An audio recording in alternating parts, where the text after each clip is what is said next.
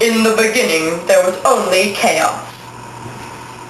One day, out emerged Uranus, the sky, Gaia, the earth, and Tartarus, the pit of suffering in the underworld, as well as Eros, the god of love. Using his magic spell, he made Uranus and Gaia fall in love. Their first children were the 100-handed creature. But Uranus thought they were ugly and hideous, so he banished them to Tartarus. After the 100-handed creatures, Gaia gave birth to the 3 Cyclopses. But Uranus thought they were equally as terrible. Why are all my children so ugly? Off to Tartarus with you like the others! Their next children were the 12 Titans, including Atlas, the twins Prometheus and Epimetheus, Rhea, and Cronus. Uranus was a horrible father and leader, and Gaia was not pleased. Children, go do work somewhere. Yes, Dad.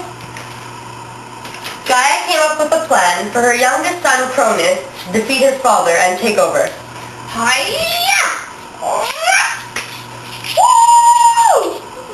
Cronus became the new leader, and he married Rhea. But he was afraid that, like his father, one of his own children would overthrow him. So, every time she had a child, he decided to swallow it whole. Gulp, gulp, gulp. I ate all my children, so now they can't overthrow me. Rhea was upset that Cronus was eating all her children, so she gave birth to Zeus in secret,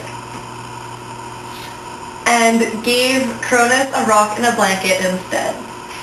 Let me take that baby. Well, no one will ever overthrow me. Meanwhile, Zeus was growing stronger and stronger. When he was finally at his full strength, him and his mother came up with a plan for him to overthrow Cronus. Disguised as Cronus' cupbearer, Zeus fed him a secret potion to make him throw up all of the past children. Aha, you have my drink. Thank you. Well, I don't feel so well. We're free! Yay, Zeus! What have you done? Knowing a war was going to break out, Zeus freed the 100-handed creatures and the Cyclopses from Tartarus. Ha! You're free! We're free! Thank you, Zeus! It was an epic battle between Zeus's forces and the Titans, led by Atlas. Hi-ya! Take that!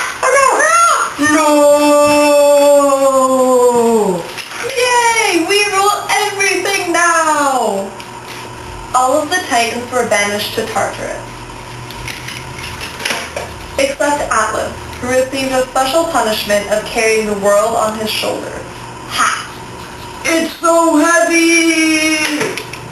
The twins Prometheus and Epimetheus were allowed to stay on Earth because they didn't participate in the war.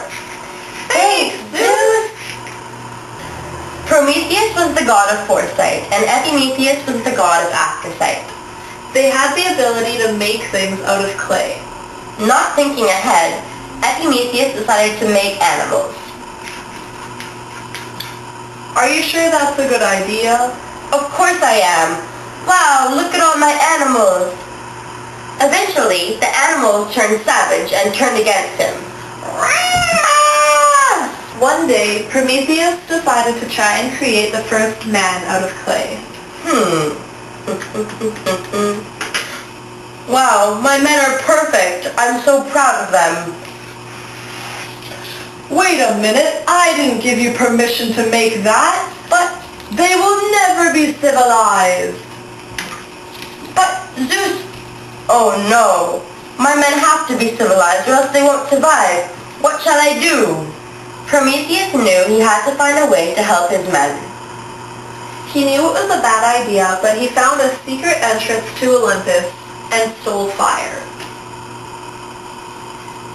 He brought the fire to his men, hence giving them the key to civilization. There you go, men. Be civilized. Little did Prometheus know Zeus knew what he was up to. Darn you, Prometheus! I'll find a way to make you pay for this. To punish Prometheus, Zeus created Pandora, the first woman, and her box that contained all of the horrors of the world. Prometheus knew what Zeus's plan was because he was the god of foresight, so he refused. Epimetheus married Pandora instead. Ooh, is that a box? Let's open it up. And all the horrors were released to the world. To punish Prometheus for not accepting his gift, Zeus tied him to a mountain, where each day an eagle would come and eat his liver. Nom, nom, nom.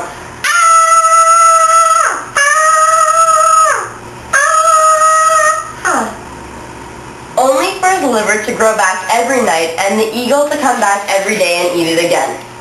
Why does this keep happening every day? In conclusion, without Prometheus, humans wouldn't exist. And without Epimetheus, none of the horrors of the world would exist. The end.